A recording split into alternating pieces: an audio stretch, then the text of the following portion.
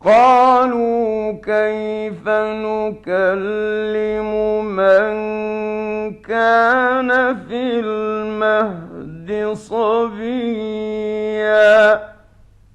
قال إني عبد الله آتاني الكتاب وجعلني نبيا. أعوذ بالله من الشيطان الرجيم. قال إني عبد الله آتاني الكتاب وجعلني نبيا وجعلني مباركا أينما كنت وأوصاني بالصلاة وزكاة ما دمت حيا وبارا بوالدتي ولم يجعلني جبارا شقيا والسلام على يوم ولدت ويوم أموت ويوم أبعث حيا ذلك عيسى ابن مريم قول الحق الذي فيه يمترون ما كان لله أن يتخذ من ولد سبحانه إذا قضى أمرا فإنما يقول له كن فيكون وأنا الله ربي وربكم فاعبدوا هذا صراط مستقيم صدق الله مولانا العظيم. أعوذ بالله من الشيطان الرجيم. بسم الله الرحمن الرحيم. I began by reciting a few verses from the Quran concerned with the birth of Sayyidina Isa, Jesus. And these are the words that he actually spoke soon after he had been born. And in order to put it in context, I'll read the passage of the translation that has those words in it. I think it's important in this time when people are celebrating Christmas in so many different ways to actually reflect very deeply about who Jesus was and is. My youngest daughter the other day said, "Are you going to dress up like Father Christmas?" And I said, "I am Father Christmas." And she said, "Oh, wonderful." But it shows how pervasive the kind of media presentation is of the celebration of Jesus, which is somehow mixed up really with the kind of pagan winter solstice festival, which has always used to be taking place in Europe. And also the popular myths that have risen up around Saint Nicholas, who became Santa Claus, and all the celebrations of presents and Christmas trees, none of which actually goes back to Jesus.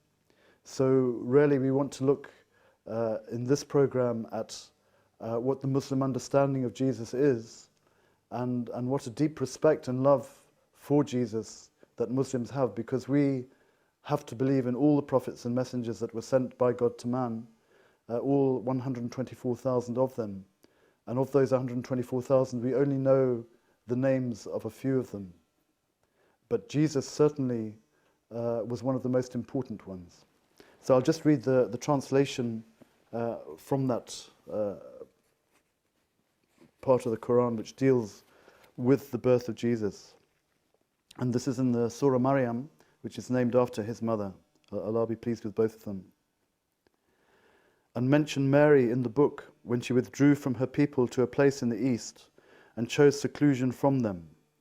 Then we sent our spirit, the angel Gabriel, to her, and he appeared to her as a perfect man.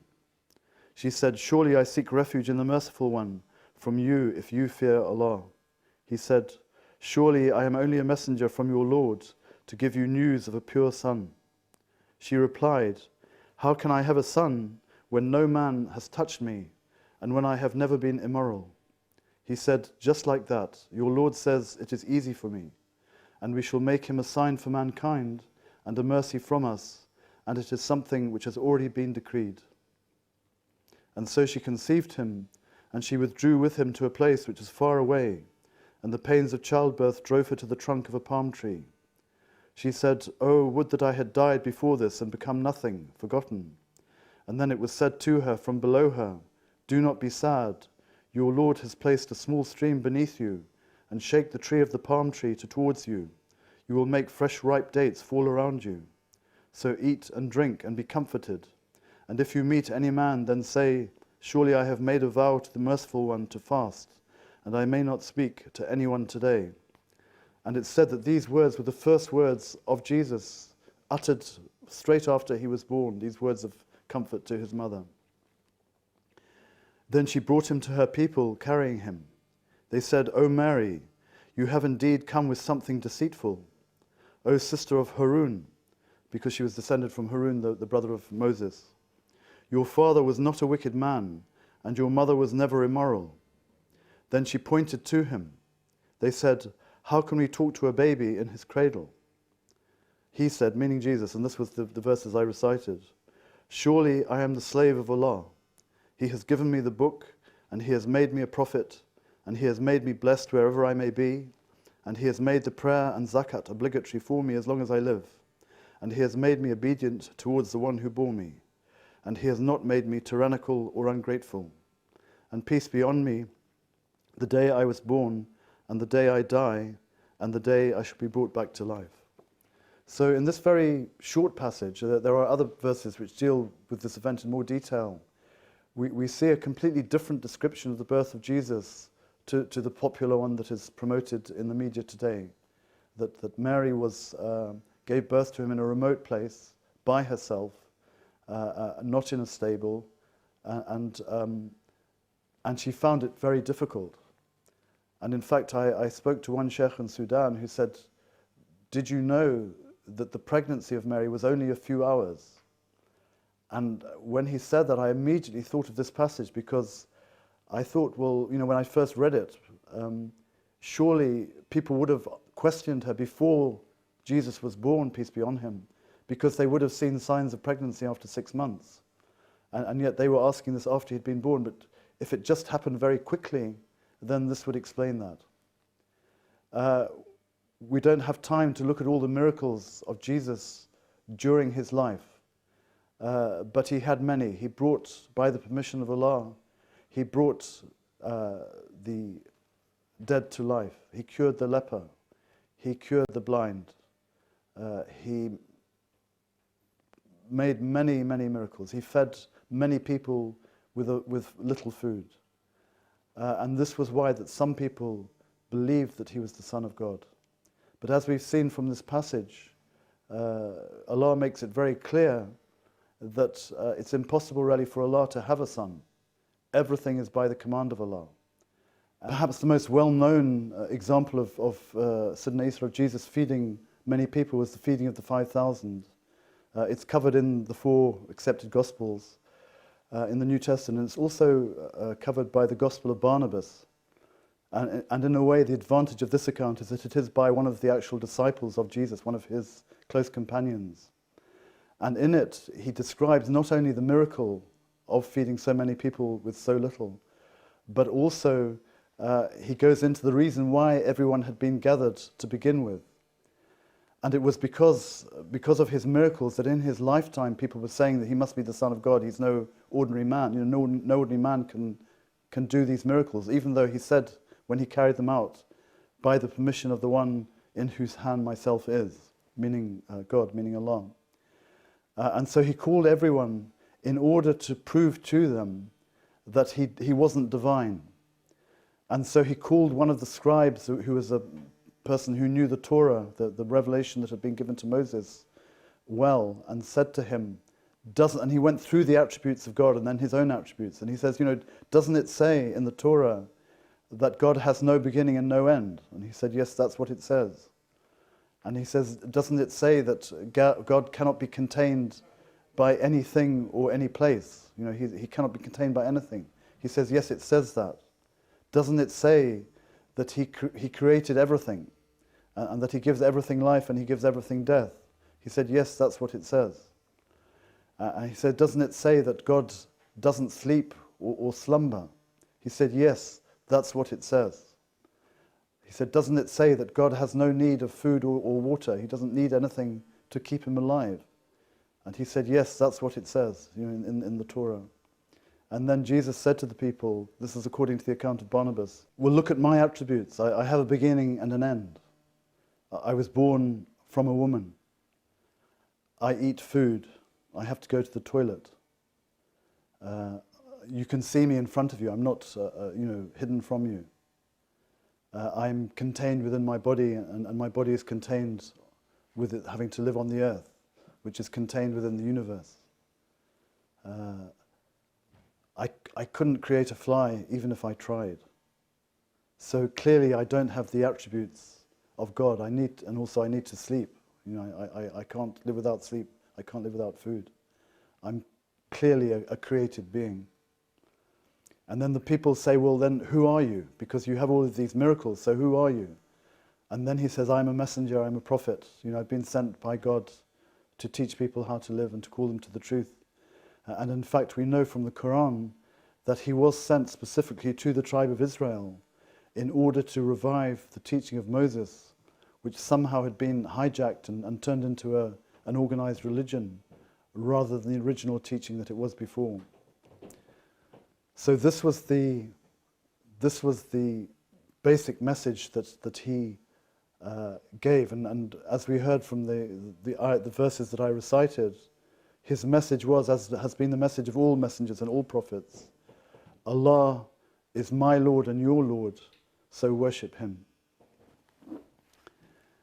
And as I said, we'll just look at the passage of the Quran where it comes to the questioning of Jesus on the last day, because as all the prophets, he told people that you will be brought back to life on the day of resurrection. You will be questioned about your intentions and actions.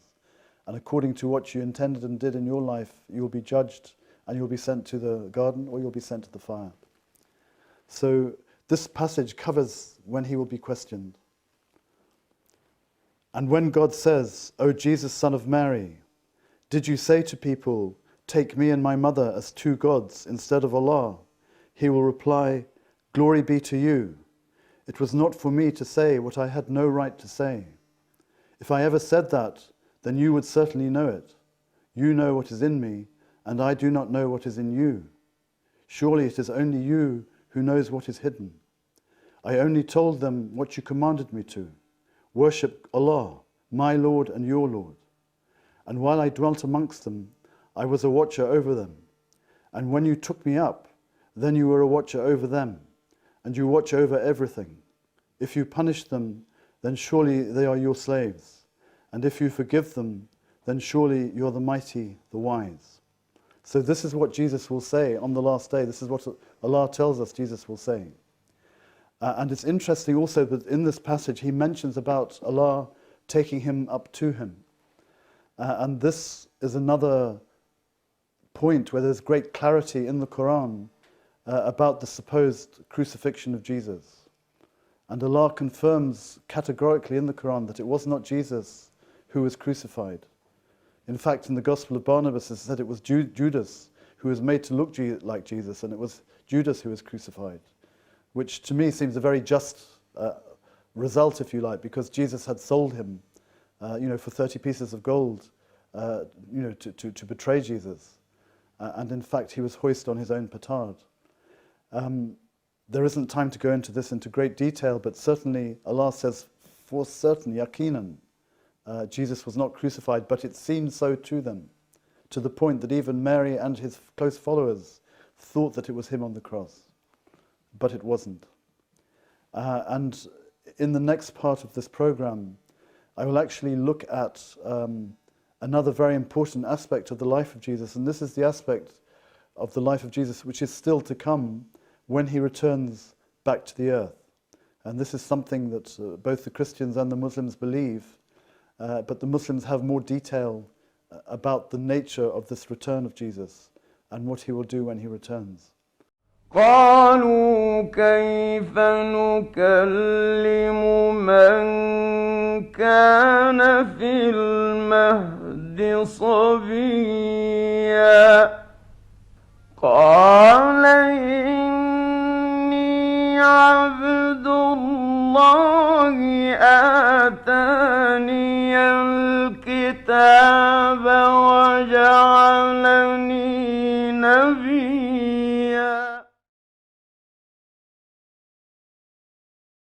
قالوا كيف نكلم من كان في المهد صبيا قال إني عبد الله آتاني الكتاب وجعلني نبيا.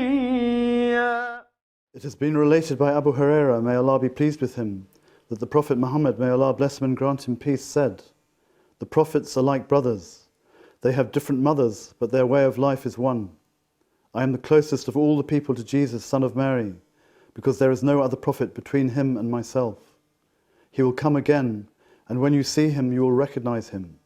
He is of medium height, and his coloring is reddish-white. He will be wearing 2 garments, and his hair will look wet. He will break the cross, kill the pigs, abolish the jizya, and call the people to Islam. During his time, Allah will end every religion and sect other than Islam, and will destroy the Dajjal. Then peace and security will prevail on earth, so that lions will graze with camels, tigers with cattle, and wolves with sheep. Children will be able to play with snakes without coming to any harm. Jesus will remain for 40 years and then die, and the Muslims will pray for him." And in fact, we know that he will be buried next to the Prophet Muhammad in Medina. And if you're allowed to look closely, you can actually see the space that has been reserved for him between the graves of the Prophet Muhammad, blessings and peace be on him, and Sayyidina Abu Bakr, who is buried next to him. And this allusion at the beginning of the hadith to the fact that prophets have different mothers, but the same father, this is an allusion actually to the Prophet Abraham, who through different wives, Hagar and Sarah, had Ismail and Ishaq. And Muhammad is descended from Ismail, and Jesus is descended from Ishaq. So this is the outward meaning of these words. The inward meaning is that they both have the same teaching about Tawheed, about the unity of God, but they have different shariahs, they have different outward practices, although in fact they are remarkably similar in their basics. But you find that the sharia of Musa is much more intricate, much more detailed, and it's been made simpler for people in this last phase of human existence. And we see here also the reference to the coming of the Dajjal, the Antichrist, who again is described in great detail in the hadith.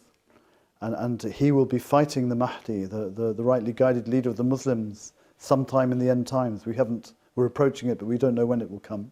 In the middle of this fight between the rightly guided leader of the Muslims, the Mahdi, and the Dajjal, Jesus will descend, and it's related that he will descend in Damascus, and he will then oppose the Dajjal and kill him with a miracle and his followers. So this is something that lies in the future. And then he will be a leader and a just judge of the Muslims. And more than this, he will lead them in the prayer. And this is very interesting because it means that, and it shows how unique Jesus is, because he knew the Torah by heart, the revelation given to Moses. He knew the Injil by heart, the revelation that was given to him. And he will know the Quran by heart, the revelation that was given to the Prophet Muhammad. But as we know, the Quran both confirms and abrogates the earlier revelation. So he will actually live when he returns in accordance with the Quran. And so in this hadith, we have these words. It has been related by Abu Huraira, may Allah be pleased with him, that the Prophet Muhammad, may Allah bless him and grant him peace, said, "What will you do when the son of Mary descends amongst you and leads as one of you?" Ibn Abi Dhib, on the authority of Abu Huraira, narrated, "Your leader amongst you." Ibn Abi Dhib said, "Do you know what the words 'and leads you as one of you' mean?" I said, "Explain these to me." He said, "He will lead you in accordance with the book of your Lord, may he be glorified and exalted, the Quran, and the Sunnah of your Messenger, may Allah bless him and grant him peace." So for example, the Jews say, the Messiah hasn't come yet, we're still waiting for him. The Christians have made the mistake, the majority of them, of thinking that Jesus is the Son of God. And obviously, if this was possible, if it was possible to have a son of God, then he would be above any messenger or prophet sent by God. But, and because of this, they believe that when Jesus comes, it'll be like a time of heaven on earth, and Jesus will sit at the right hand of the Father, and on his left will be the Holy Ghost. And they have this kind of rather imprecise view of what life will be like then. But the Muslims' understanding is that when he returns, he will return as a leader. He will break the cross because he wasn't crucified. He will abolish the jizya, which is the tax which is paid by the people of the book to the Muslims when they are in power and have governance on the earth, something that doesn't exist today. And he will be a just judge and leader. And after he dies, the time between that and the end of the world will be very close. And then Allah will send a wind that it smells like musk that will take the arwah, will take the spirits of all the believing people. And then those who are left on the face of the earth will live like animals. And then Israfil will blow the trumpet, whatever that means. It's obviously not a glorified trombone in the sky, but it would be this incredible thunderclap, you could say, twice. And on the first sound of this incredible sound, everything on the face of the earth will die. And on the second, everyone who has ever lived will be brought back to life. And it is at this time that the earth will be reduced to a vast plain. All the mountains will become dust, all the oceans will dry up, and everyone will be assembled before their Lord. And then their different messengers and prophets will intercede for them. But the person who will have the greatest intercession is the Prophet Muhammad, blessings and peace be on him. And he will intercede for his community. قالوا كيف نكلم من كان في المهد صبيا قال إني عبد الله آتاني الكتاب وجعلني نبيا